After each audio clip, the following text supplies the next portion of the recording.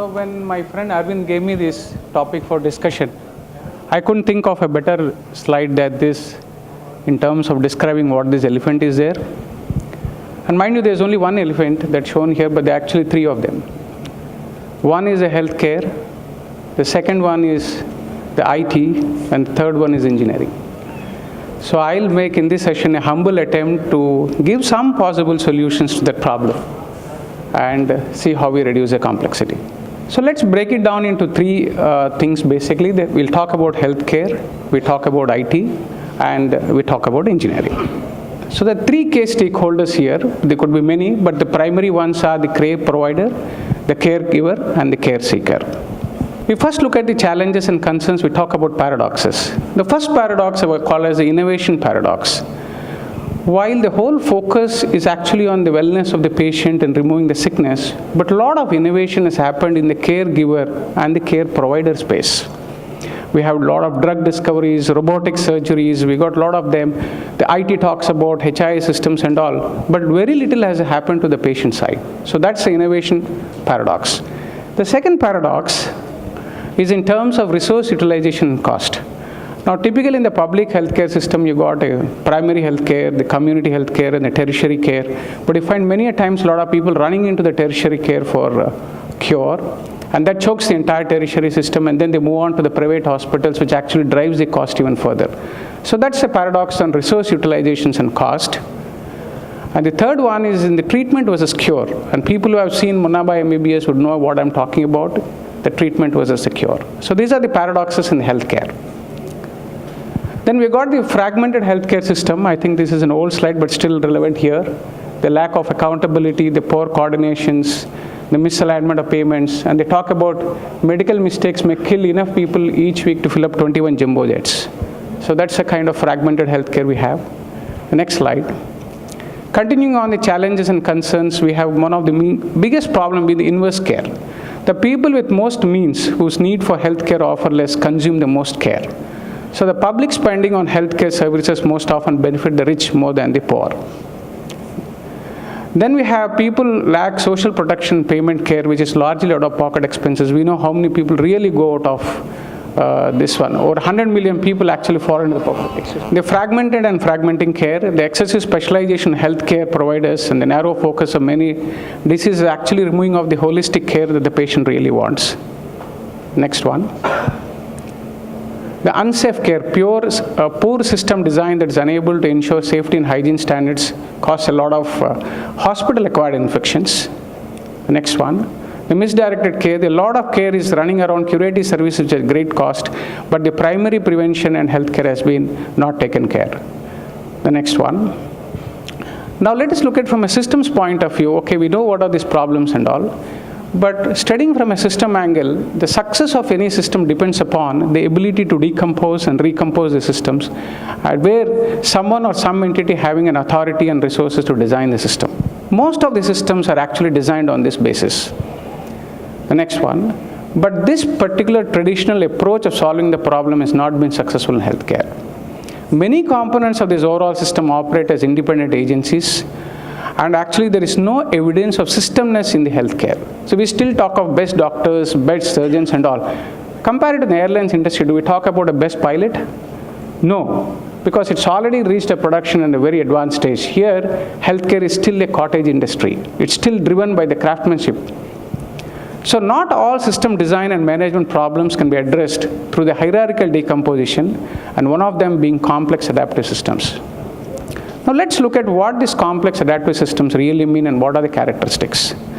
They are non-linear and dynamic and do not inherently reach the fixed equilibrium.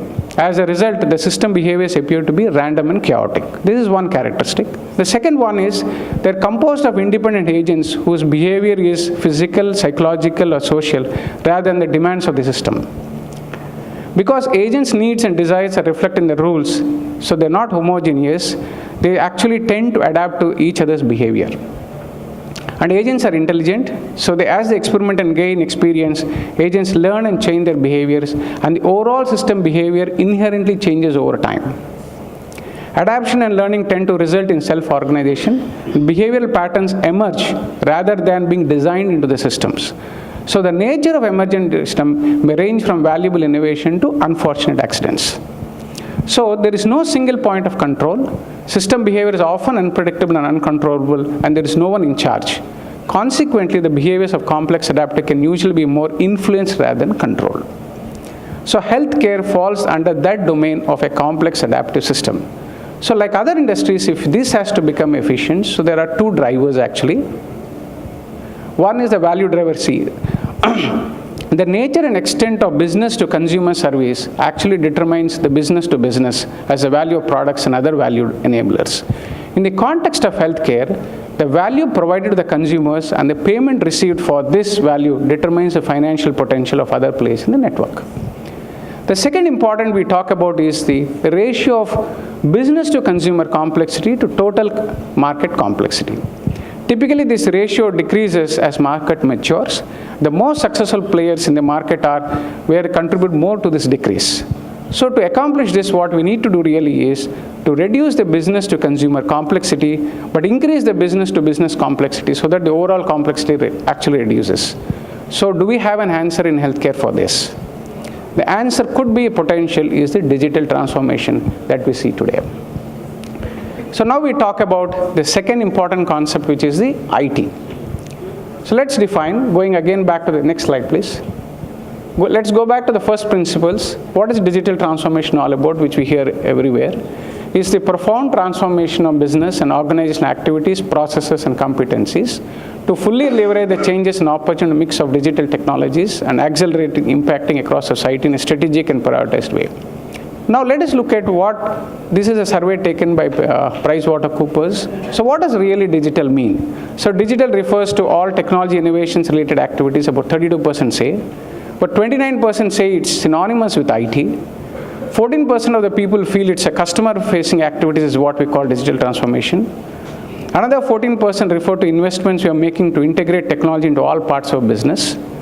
The 6% of people say it goes beyond technology to reflect a mindset that embraces a lot of innovation, other activities. And 5% say refer it to a data and analytics.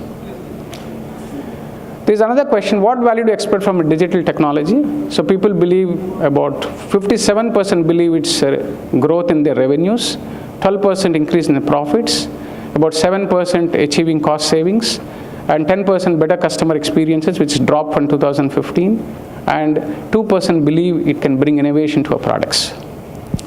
What are the existing barriers to the digital transformation? Lack of properly skilled teams, outdated technologies, integrations across new existing technologies, inflexibility of slow processes, and of course lack of collaborations between IT and businesses. Some of these barriers they cross. Now, what are the kind of things that are sizing up or disruptive technologies that we talk in digital are? Internet of Things, artificial intelligence, robotics, 3D printing, augmented reality, virtual realities, drones, and blockchains. So these are some of these technologies which are a part of the digital transformation. So let us see whether these things are still a textbook kind of a thing or they're really finding applications in the regular world. So let's take some examples of one is increasing operating room utilization. Typically, this brings about 60% of admissions and 60% of revenues. And most of these block schedulings actually are done manually. And these current techniques are all make the changes cumbersome and all. But using predictive analytics, mobile technologies, and cloud computing, providers are mining utilization to dramatically improve. And one of the case studies that's given is, at UC Health in Colorado, scheduling apps allow patients to get treated faster and actually it resulted in increase in per hour revenue by 4%, which translates to additional 15 million revenue per year. One case study. The next one is slashing infusion center wait times. Actually, this is a very, very complex mathematical problem.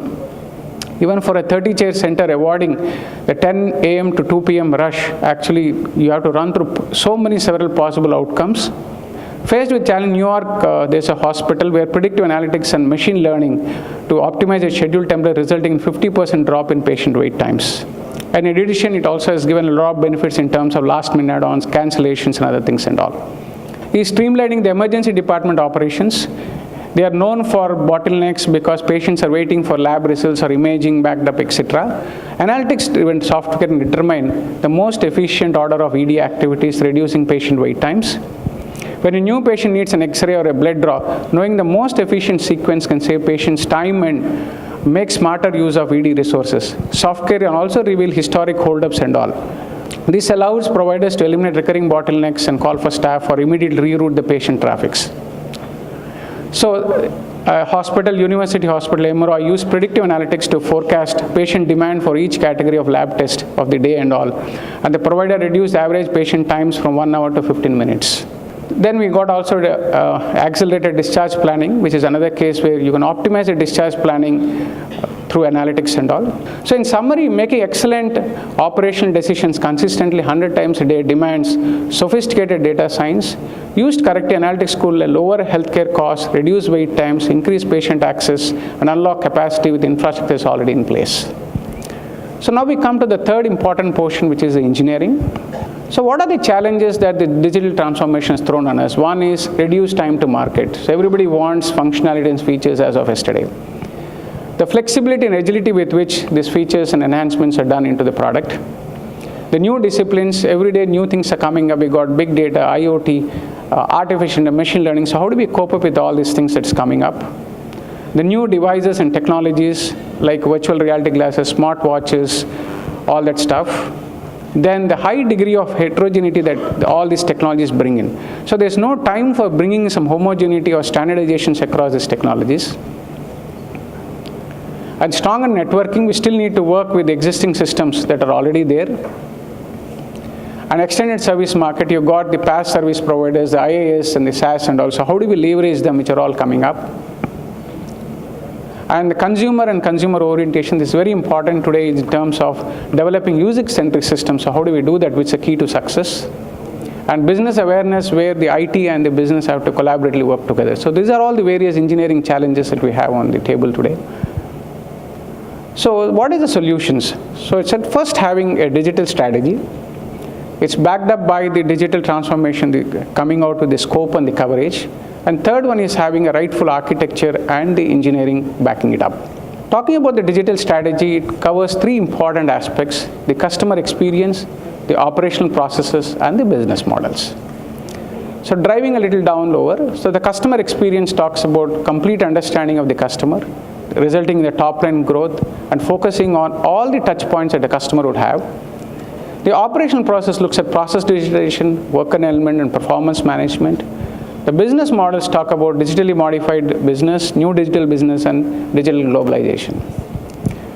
Now we come on to the architecture engineering portions. So first is, before we go on to the details, let's understand that enterprise applications are not all the same.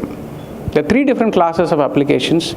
We call about transaction systems, information systems, and decision support systems. The transaction systems are typically the HIS, the ERP, or the CRP, where the basic intent is to automate the business process. And for example, if you take a company which has got two different systems, let's say there is a HIS and also an SAP, and you're using HR for both the places. In one places you put the sex as MF, another place you put 1 and 2. Then you got a problem when you want to take a correlated statistic, both of them. Either the MF has to be converted to 1, 2, or the 1, 2 gets converted to MF. So you need specialized systems which actually extract the data, transform, and load them. And they then become the information. And when these are presented with proper visualization tool, can help in decision making. So they're all three different systems. The way you approach them, the way you're going to design them, the way you're going to architect them are all different. So going a little deeper into the differences again. So transact systems look at automating the process. Keep to the old slide. Whereas the analytical system helps in decision making. They're designed for efficiency, whereas they're designed for effectiveness. They structure the business, whereas this is for adapting the business. They react to the events, but here you anticipate the events. It's optimized for transactions, whereas here it's optimized for queries. The data is typically the current in a transaction system, whereas in an analytical system you want current, historical, and also to the future. And continuously there's an updation of data, but here you have periodic snapshots. It's functionally oriented, whereas we talk about subject orientation here. So here what happens, basically you got the operation system which continuously collects the data, and then as data is extracted, transformed, loaded into the data warehouses, it becomes information. And the rules and models are extracted with the knowledge, and then when they're enacted into the plans, results in wisdom. So this is a cycle of data being continuously converted to information, to knowledge, and to wisdom over a period of time, which actually makes the organization smart. So the key takeaway here is to understand that not all systems are same, and they have to be looked at differently during design, development, conceptualization, architecture, everything. Now we look at the design principles. One is the microservices. Microservices are very, very small services which are autonomous but still can work together and all. Next point. It reduces the time to market when developing new functionalities. It supports technology heterogeneity. You can develop services in .NET or in Java and then still can work on together. Third, there is a lot of reuse aspect that is there because the services exposes the functionality which other services can use. The other important point is API design and strategy. The application programming interface is a very, very important aspect in taking the design concept. And then automation, a lot of things can be automated right from deployment to testing to all that stuff. And third is the technical governance is very, very important because the choice that you make of technologies, the databases, other things, there has to be a commonality and somebody approving that. So the technical governance is an important team. And lastly, a critical analysis of new trends and the team culture are other important aspects of the design. And then the architecture you do is what we call as a layered architecture. So actually split the entire application into what we call as a visualization layer is the first one, where actually this is a touch point of where the consumers, everybody use that. So it could be devices, desktops, and employees, partners, everybody use them. The second layer is analytics layer. We talk of historical, real, predictive, prescriptive, and descriptive, all kinds of stuff that is there, which leverages the data that is coming from the enterprise stores in the development layer. And then there is a data access layer from which data can come on-premise, cloud, it can come out of the platform as a service or any other legacy system and all. Then you've got the interoperable layer which helps you to connect to IoT, and they're all standards driven and all. The manageability layer allows you to run your operations well. Coming on to the development and release process, you have right from the plan going up to the construction to release and all. We talk of agile, continuous integration, delivery, deployment, and DevOps, which actually help you to reduce cycle time, quality, and predictive faster releases. Going down in the development, containerization microservices are important. Elimination of formal QA processes, small changes in frequent deployments. Testing and deployment driven by automation. The team working, horizontal teams for each sprint and productivity and quality dashboards. And then release and management cycle where you have self-service monitoring, blue-green deployments and all, and self-healing systems. So this is about engineering. So in summary, if you look at it, what we really talked about, the current healthcare status, the paradoxical state, why it is there, the nature of the system itself being different from the traditional industries and all. And the goal of the healthcare is to decrease the consumer complexity. And that we said digital transformation provides a lot of potential on it. We looked at the benefits, barriers, and the bridges for that. And then finally, we looked at engineering. So what are the challenges? How do you actually come out with a digital strategy? What are the outcomes in terms of customer experience, operation processes, and business models? The new principles that we talked about, the layered architecture and the best practices of SDLC.